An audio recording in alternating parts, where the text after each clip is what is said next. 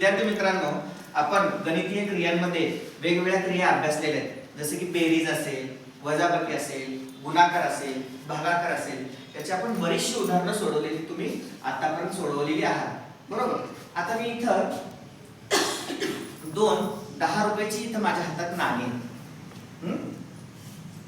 मग माझ्याकडे किती रुपये आहेत? हात वर करायचं, उत्तर द्यायचं. तुम्ही सांगा. 20 रुपये. छान, बरोबर. तुम्ही कोणती क्रिया करून 20 रुपये हे उत्तर काढलं? बेरीज. विचारले का? ठीक आहे. हा, बेरीज. पूर्ण वाक्यात द्या. बेरीज करून उत्तर काढले 20 रुपये. छान, बरोबर. दोनच नाणी होती म्हणून बरोबर. आता माझ्याकडे 5 रुपयाची जर 25 नाणी असतील, उत्तर किती आहे? 125. छान. आता कोणती क्रिया केली हो? गुणाकार. मोठ्या आवाजात सांगा. गुणाकार. छान. म्हणजे आता तुम्ही काय केलं? माझ्याकडे 25 नाण्यांची जर थैली असेल आणि 5-5 रुपये त्यात असतील, तर तुम्ही गुणाकार ही क्रिया करून काढली.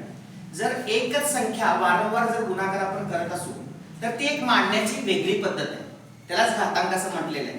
तर आपण आता काही त्याच्यावरची उदाहरणं बघूया आणि मग घातांक कशाला म्हणायचं नेमकं ते पण पाहणार आहोत.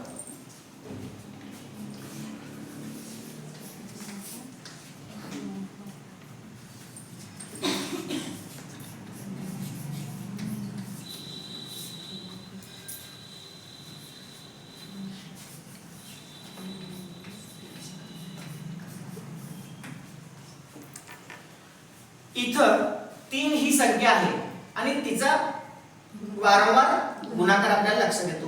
किती वेळा गुणाकार केलाय 3 चा? थांबा, असं उत्तर द्यायचं नाही, सगळ्यांना संधी मिळेल. 3 वेळा. 3 चा 3 वेळा, बरोबर.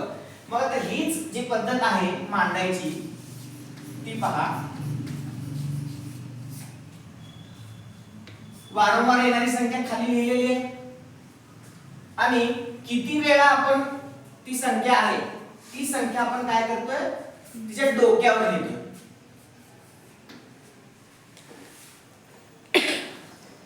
ठीक. त्यालाच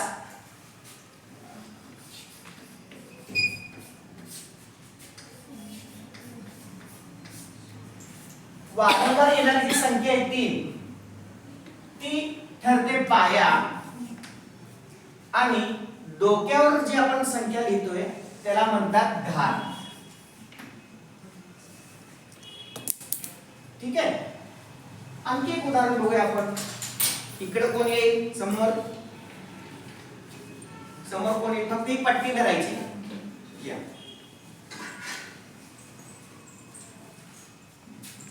असं दाखवा. सगळ्यांना दिसते पट्टी? कोणती संख्या वारंवार येते? 2. असं सामुदायिक उत्तर द्यायचं नाही, हात वर करायचे. सगळ्यांना संधी आहे. हा, तुम्ही सांगा. 2 ही संख्या वारंवार आली. बरोबर. 2 ही संख्या वारंवार आली. किती वेळा आली? 5 वेळा. 5 वेळा आली. छान. ठेवा, तुम्ही जा. बघा, 1 झालं, 2, 3, 4, 5.